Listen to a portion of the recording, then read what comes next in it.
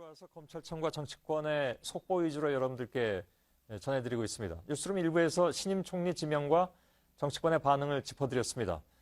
이미 전해드린 것처럼 정치권의 반응은 굉장히 격렬했습니다. 특히 야당 쪽은 더 말할 나위가 없었는데 새로 들어온 소식은 없는지 국회에 남아있는 취재기자를 연결하겠습니다. 안태훈 기자, 청와대의 갑작스러운 발표로 야당은 물론 여당의 기류도 심상치가 않았던 것 같습니다. 일단 김병준 국무총리 후보자는 어떤 반응을 보였습니까? 네, 총리 지명과 함께 당초 소감 발표가 예정이 돼 있었는데요. 일단 이것이 내일로 미뤄졌습니다. 김 후보자는 오늘은 소감을 준비해서 말하기보다는 앞으로 많은 이야기를 들으려고 한다라고 말했습니다. 김 후보자는 일단 내일 오전 9시쯤에 출근을 해서 업무를 시작하게 되고요. 오후에는 기자 간담회를 열고 입장을 밝힐 계획입니다. 예. 인수인계 절차에 들어간다는 것으로 들릴 수도 있는데 이건 야당의 반발이 상당히 거셀 것 같습니다.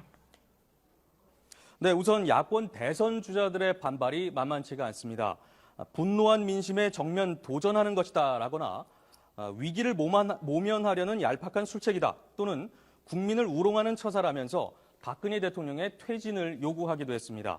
야3당은 야권과의 협의 없이 강행한 이번 인사는 무효라고 주장하면서 임명 철회를 요구하고 국회 인사청문회 또한 거부하기로 했습니다. 예. 안철수 전 대표도 그렇고 또 박원순 서울시장도 그렇고 실제로 퇴진을 이렇게 공식적으로 얘기를 내놓은 것은 지금이 처음이라고 봐야 되겠죠? 네, 그렇습니다. 나름대로의 시각들은 있습니다. 해석하는 시각들은 여러 가지가 있는데요. 대선 주자라는 점에서 좀 더 빠른 대선 구도를 잡으려고 하는 것이 아니냐 이런 해석들도 일각에서 나오고 있는 상황입니다. 예.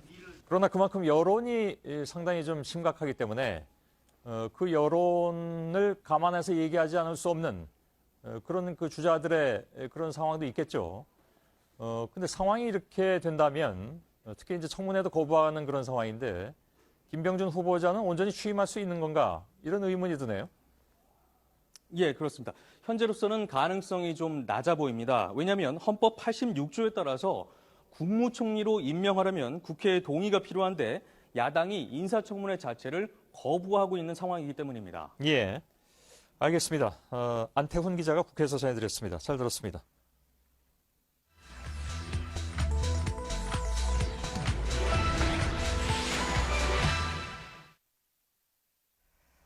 미증유의 사태, 우리는 한 번도 경험하지 못한 상황을 매일 만나고 있습니다.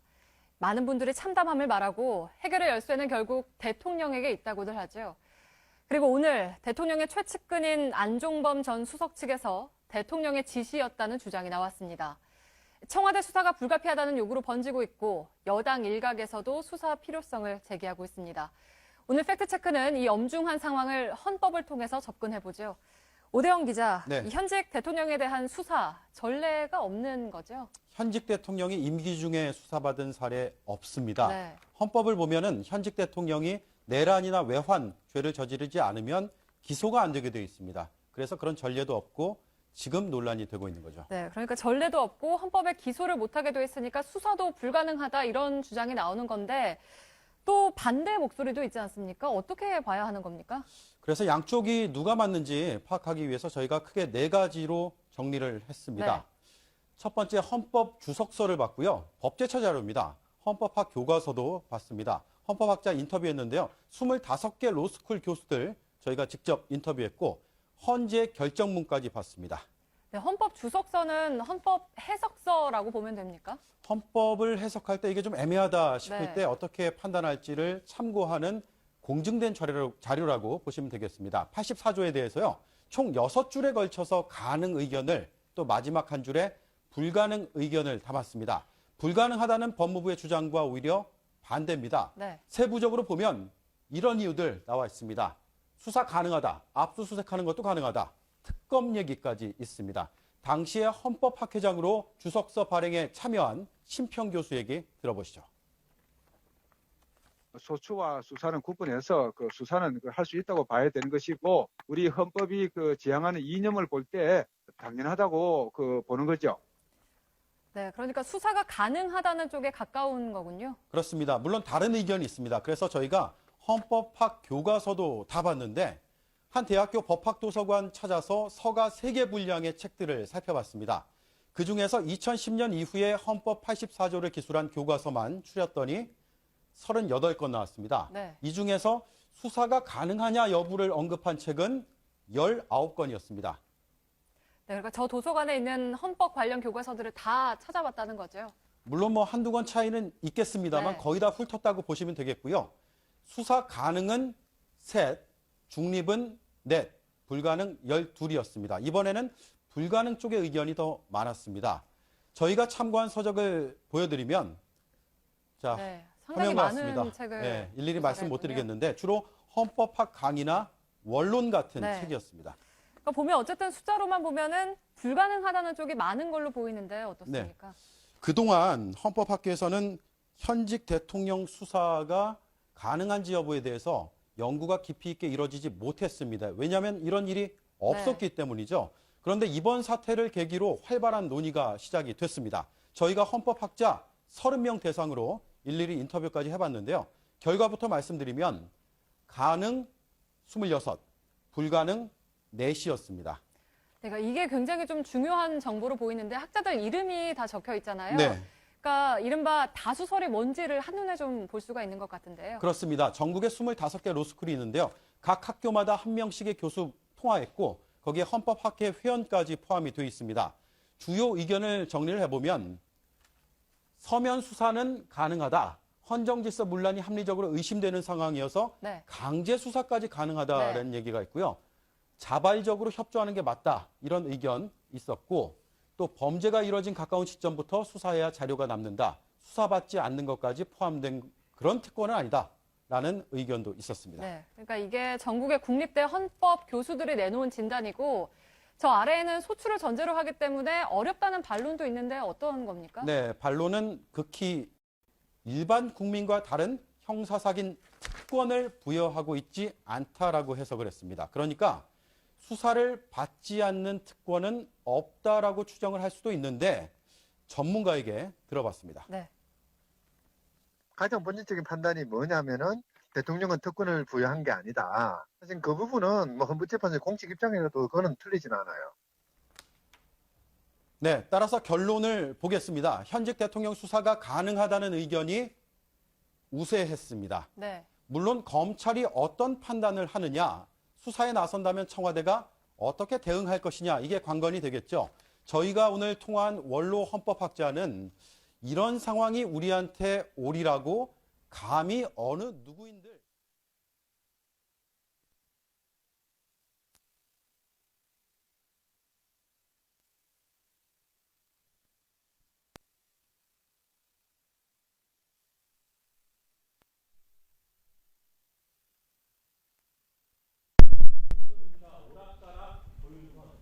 조윤선 문화체육관광부 장관이 어제 국회에 있었죠. 정무수석 시절에 대통령과 전화통화는 해봤지만 독대한 적이 한 차례도 없다 이렇게 말을 해서 논란이 일었는데 자, 오늘은 사실 그게 아니었다라고 해명을 했습니다. 직접 들어보시죠. 대통령님과 둘이서 얘기할 수 있는 기회는 필요한 경우에 여러 차례 있었습니다. 저는 소통에 부족함을 느낀 적이 없습니다. 다만 그때 신청해서 정식으로 회의장에 앉아서 얘기하는 그런 형식의 독대는 저는 한 적이 없다는. 예. 독대라는 단어에 대한 개념 규정을 지금 다시 해야 되는 건지 좀 헷갈리네요. 어떤 얘기인가요? 그러니까 이제 자신이 먼저 요청한 독대는 없었고 대통령이 먼저 요청한 거는 있었다. 뭐 이런 해석인데 독대라는 건 말씀하신 것처럼 그냥 단둘이 만난다는 뜻일 뿐입니다. 뭐 예를 들어 회의장에서 공식 회의장에서 만나는 독대고 뭐 식당에서 만나는 독대가 아니냐 이렇게 볼 수는 없는 거죠. 또 뭐 사장께서 저를 먼저 만나자고 말을 해야 독대인 거고 제가 먼저 좀 되시죠 이런 독대가 아니냐 이것도 아닌 겁니다. 그런데 조 장관이 좀 배변에 가까운 발언을 했다라는 비판이 나오고 있습니다. 뭐질 것을 해명하라고 하니까 뭐 이해가 붙는 건지 모르겠네요. 알겠습니다. 그 오락가락 했다는 그 제목이 나와 있는데 그러면 도대체 뭐 어떤 만남이었느냐 궁금증만 더 키우는 그런 상황이 됐네요. 그렇습니다. 그래서 더 결국 소통 논란, 불통 논란이 더 키워졌는데 예. 참고로 조윤선 장관 과거에 이런 얘기를 한 적이 있습니다. 올해 1월달 한 언론 인터뷰에서 이렇게 했는데 대통령이 장관한테 대면 보고를 장관과는 대통령이 소통을 잘했다라고 얘기를 했습니다. 예.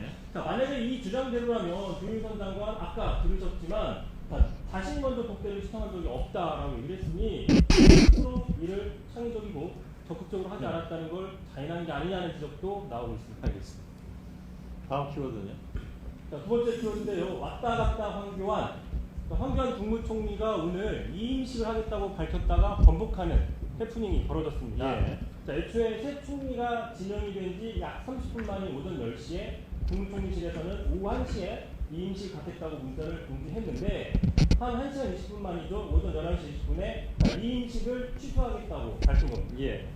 사실 그 총리 내정자 발표 당일에 현직 총리 이임식도 이례적이라고 들었는데 이걸 또 취소한 것도 좀 이례적이긴 하네요.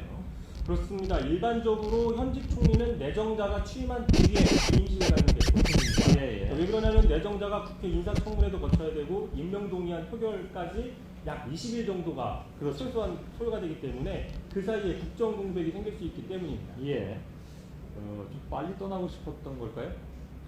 그래서 지금 의견이 분분한데 일단 이 개각 내용을 몰랐던 황교안 총리가 불쾌감을 드러낸 게 아니냐는 분석이 나오고 있습니다. 예. 실제로 총리 발표하기 직전까지 아침 일정들을 정상적으로 소화를 했기 때문입니다. 또 박지원 국민의당 원내대표는요, 오늘 아침 행사장에서 황교안 총리를 만났는데 당사자도 오늘 인사에 대해서 전혀 모르고 있더라라고 예. 밝혔습니다. 하지만 일각에서는요, 이 총리 자리를 빨리 비우면 국정 공백이 그만큼 빨리 커질 테니까 야당에게 차기 총리를 빨리 인준해달라고 압박하려는 어떤 카드가 아니냐라는 분석도 예. 나오고 있습니다. 분석은 여러 갈래로 나오긴 하는군요. 네, 알겠습니다. 마지막 키워드 열어볼까요? 자, 마지막 키워드입니다. 초지일관 이정현. 자, 위와는 달리 이정현 대표 초지일관 자세를 보여줬는데요. 예.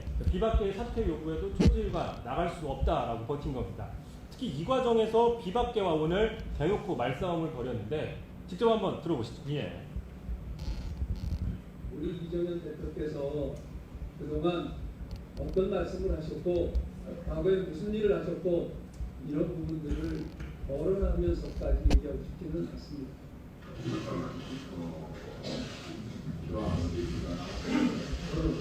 그렇게 말씀을 하셔가지고 개인 오해를 하게 하고 내가 무슨 도덕이나 행동 것처럼 누가 원하는 것처럼 그때 시기 때문에 우리가 자제를 하는 아니 자제하고 말씀하니까요. 아니 본인이 원하는 거 해드렸어요. 그냥 해주세요.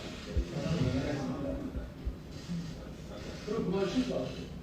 지금 여기 싸우려고 보이시면 제가 뭘 했다는데 어떤 누구들이라고 뭘 했다는데 아니 안 했어요.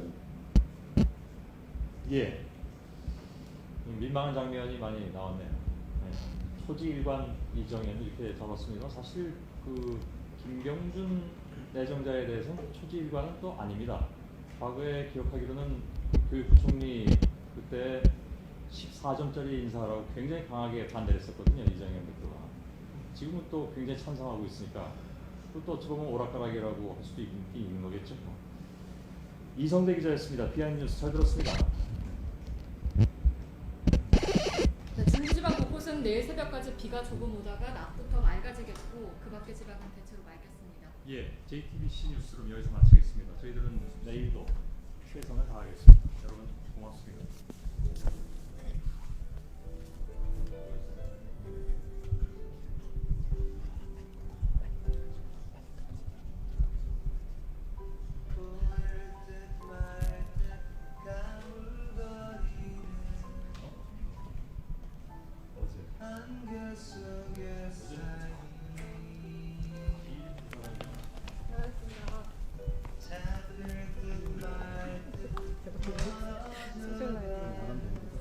뭐 나가도 될 것 같아요.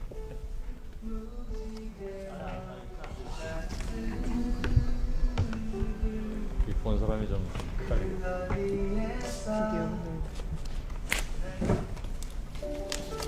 자, 심수미 기자, 좋은 일입니까? 네, 오늘 저희 뉴스 후 뉴스 소셜 라이브가 오늘 첫 방송됩니다.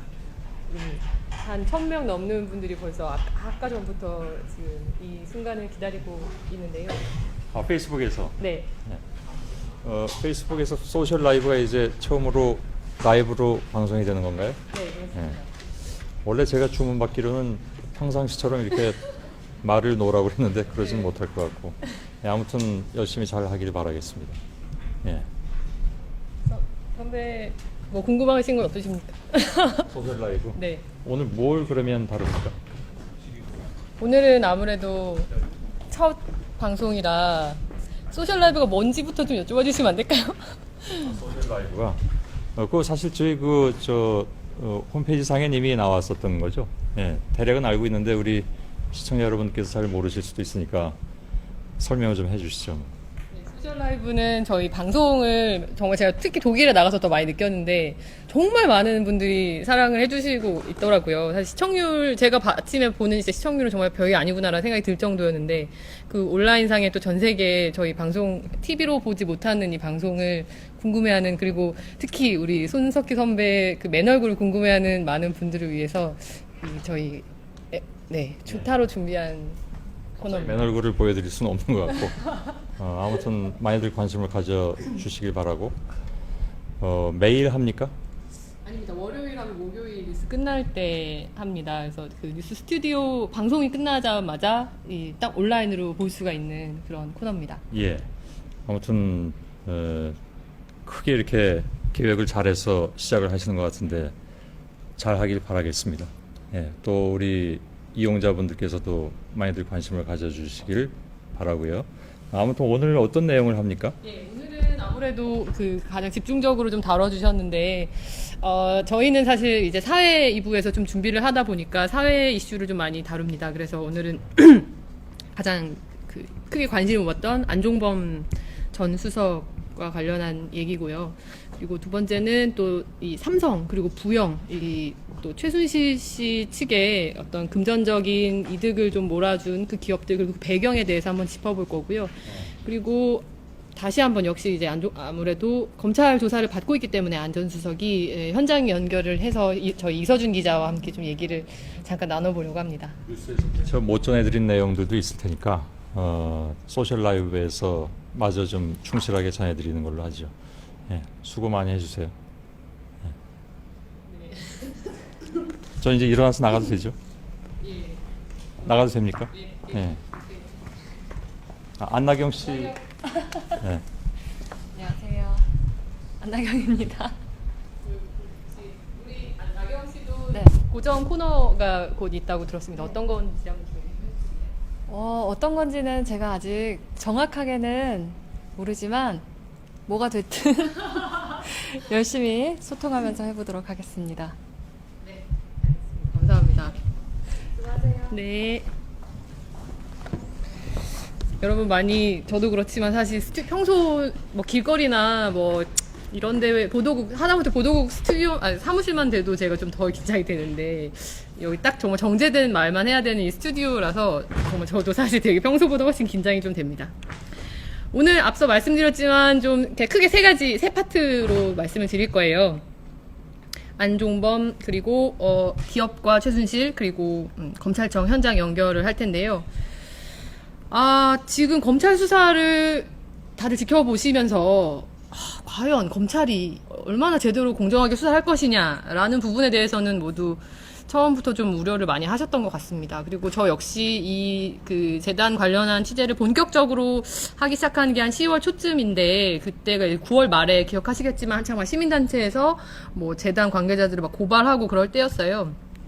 그때만 해도 사실 형사 8부 딱 한 팀에 배당이 돼서 이건 정말 수사를 안 하겠구나라고 생각이 들었는데 오늘 사실 그 최순실 씨를 구속영장 청구를 하지 않았습니까? 근데 그러면서 이제 검찰 저도 사실 이제 서초동을 안 간 지가 거의 한 달이 다 돼 가는데 이 미르 취재에 좀 올인을 하느라 근데 그 내용을 저희 후배가 이제 그거를 보고 한 내용을 보니까 정말 되게 너무 느낌이 너무 다른 거예요. 되게 정말 검찰이 정말 본격적으로 제대로 수사를 하고 있구나라는 게 확 느껴졌었는데 제가 꼽은 키워드는 첫 번째 키워드는 공범입니다. 최순실 씨 지금 아직은 검찰은 이제 어떤 그 개인적인 어떤 이득, 영득을 목적으로 재단을 뭐 모금한 것으로 보이진 않는다 이런 식으로 좀 표현을 했던 기억이 나는데 그 수백억을 사실상 강요했다, 수백억의 모금, 그러니까 출연금을 내놓으라고 강요했다 이런 부분에 대해서는 업무 방해 혐의로 직권남용 혐의로 지금 영장을 청구를 한 상태인데 거기에 공범으로 안종범 전 수석을 꼽았어요. 그래서 이게 참 어느 정도 안 전 수석에 지금 아마 지금 한창 막 조사를 하고 있을 텐데 안 수석에 대해서 어느 정도 혐의가 좀 확신을 하고 있구나라는 좀 느낌이 들었습니다. 지금 뭐 사실 조금 전에 제가 타사 보도로 본 내용에 따르면 또 그 어떤 집 압수수색 과정에서 상당한 좀 차명폰이라든지 좀 이렇게 입증할 만한 좀 단서들이 좀 어느 정도 나왔다고 하니까 그런 부분에 있어서도 여러분의 우려와 약간 다르게 정말 우리는 검찰을 좀 믿어볼 수 있겠구나 싶긴 해요. 지금 그리고 사실 아시겠지만 세 개 부서에서 거의 예전에 대검 중수부 수준으로 많이 수사를 하고 있고 제가 좀 듣기로도 지금 계좌 추적 그리고 계좌 추적하는 그 대검의 딱 그 팀 말고도 또 여러 이제 분들이 전문 분야의 분들이 계신데 다 대기 상태라는 거예요. 이게 지금 다 여러 기업들에 대한 정보를 계속 수집하고 있고 거기서 요입당이 되면 이제 바로 수사에 착수할 수 있도록 대기 중이라고 그렇게 얘기를 들었습니다. 그래서 네. 그런데 한 가지 두 번째 다음 특이할 점은 이런 검찰이 굉장히 좀 가열차게 수사를 하고 있는데 이들의 반응은 좀 의외입니다. 사실 최순실 씨도 전혀 모른다는 거 아닙니까? 지금 탭도 그렇고 전혀 그런 관여한 바가 없다, 강요한 바가 없다.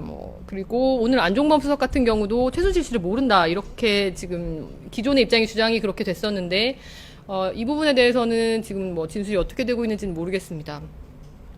그래서 왜 모른다라고 얘기를 하는 것인지에 대해서는 아마도 그 개별 변호인단과의 어떤 그 법률 자문을 구한 측면이 있겠죠. 나름의 전략이 좀 세워져 있을 거라고 생각이 듭니다. 특히 또 최순실 씨 같은 경우는 31시간 동안 또 그런 부분이 있잖아요. 근데 제 생각에는 이게 정말 중요한 포인트라고 생각이 드는 게 결국 이들은 그러니까 우리는 모르지만 그 돈이 오간 것들은 분명하잖아요. 그 재단이 있었고 그 재단의 대기업들이 수많은 돈이 모였고 그리고 어떤 직책에 중요한 위치에 있는 사람들이 구체적으로 그들의 어떤 대화라든지 이런 게 녹취록으로 남은 건 아니었어도 수시로 통화한 내역이라든지 오간 흔적들 같은 것들이 많이 남아있는 상황인데 모른다. 모르쇠로 일관하고 있다. 라는 것은 사실은 결국은 대통령에게 상당히 부담이 되는 측면이라고 생각이 듭니다. 근데 제 말은 결국은 대통령 책임이다. 이렇게 귀결이 될 수밖에 없지 않겠나 하는 거거든요. 제가 지금 사실 굉장히 민감한 내용을 지금 굉장히 두서없이 말하고 있는데 여러분 좀 양해를 좀 해주세요. 제가. 근데 이게 다시 좀 말씀드리지만 이건 저희 아까 민낯이라고 말씀을 드렸는데 그 JTBC의 공식적인 어떤 보도 방향이나 취지에서 약간 어긋날 수가 있습니다. 좀 양해를 해주시고. 저는 그러니까 사실은 어떻게 보면 형사 처벌을 받을 수 없는 존재잖아요. 무슨 정말 탄핵이 되거나 하야를 하지 않는 이상은. 그러니까 사실은 이거는 수사 대상으로 올리기가 사실 쉽지 않은 대상입니다. 그러니까 예를 들어 만약에 안종범 수석과 최순실 씨가 서로 우리 아는 사이다라고 하면 그냥 그 둘만 처벌을 받고 끝나게 되는 거예요. 그렇지 않겠어요? 그런데 이 둘이 모른다라고 계속 주장을 했을 때 그럴 때 검찰은 더더욱 여러 가지 각종 물증을 끄집어내서 수사를 할 텐데 그러면 결국 정부 그리고 대통령의 책임이 될 것이란 말이죠.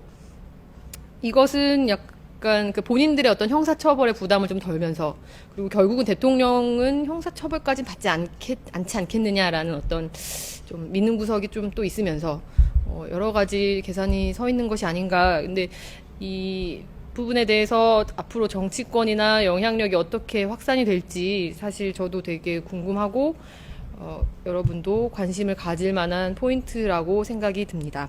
제가 모르는 내용은 여기까지만 할게요. 죄송해요. 오늘 저희가 네? 어떻게 바꿔? 어디로 바꿀까요? 빨리 하라고? 아, 네. 제가 오늘 그 삼성 부분이 중요하게 나왔어요. 35억 원이 여러분 아시겠지만 코레 스포츠에 입금이 된 정황, 그리고 그게 정유라 씨, 아마도 정유라 씨 개인 그 승마 훈련이나 이런 부분에서 활용이 된 것들. 그러니까 삼성하고 잠시만요. 오늘 참 부영 얘기가 있었죠. 부영처럼, 그러니까 아직 부영 측은 굉장히 극렬하게 반박하고 있지만 부영처럼 어떤 뭐 세무조사 무마 청탁이라든지 이런 그러니까 대가성이 오가거나 뭐 그런 부분들은 아직 그 정황조차도 드러나지 않았지만 삼성과 그 굉장히 밀접한 관계가 있다라는 부분들은 좀 많이 계속해서 보도가 되고 있습니다. 그래서 제가 오늘 이거를 일부러 갖고 왔는데요. 여기 보시면 이게 여기 코레 스포츠의 주주 명부예요. 주주 명부고 이게 바로 비덱 스포츠의 전신입니다. 여기 보시면 장시호 씨라고 그 조카거든요. 최순실 씨의 조카인데 최순실 씨 조카가 이 회사의 주주였다가 자신의 주식을 그 정유라 씨한테 넘긴 그런 정황이에요. 근데 장시호 씨가 왜 등장하느냐?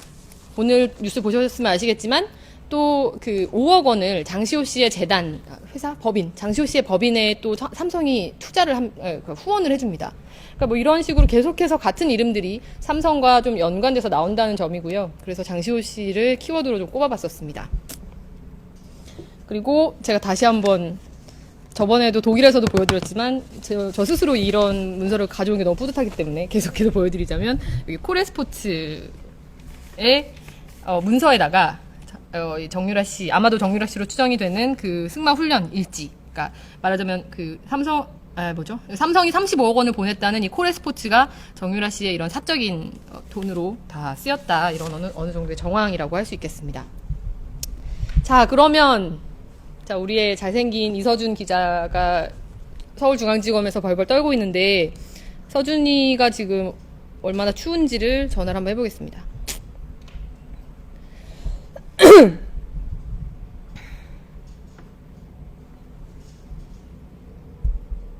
이거 어떻게 되죠?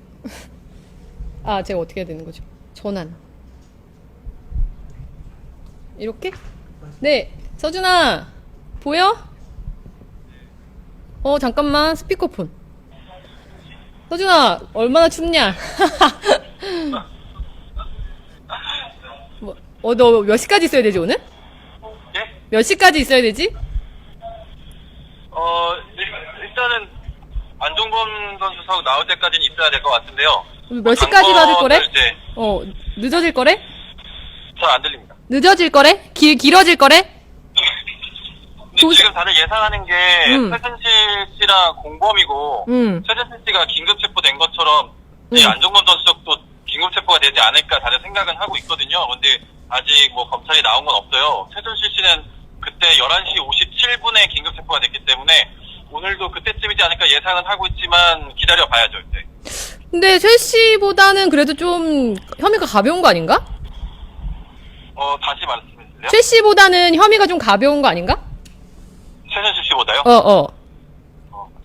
근데 이게 사실상 최순실 씨의 혐의랑 그다음에 이 안종범 전 소속의 혐의가 사실상 동일하다고 지금 하고 있는 거거든요. 공범이라고 하고 있기 때문에. 그래서 오늘 막 기자들하고 만났을 때 공식 브리핑 자리에서도 기자들이 물어봤었어요. 그 공범이면은 최순실 씨 긴급 체포했으니까 이 안종범 전 수석도 긴급 체포가 되겠네요. 구속 생각하시겠네요. 이런 질문이 있었는데 그거에 대해서는 일단 그 검찰은 구속은 그런 공범 문제뿐만 아니라 뭐 도주 우려나 증거인멸이나 이런 것들 다 보고 판단하겠다. 네, 이렇게 얘기를 했어요. 그래서 기다려 봐야 됩니다. 곰탕 먹었대?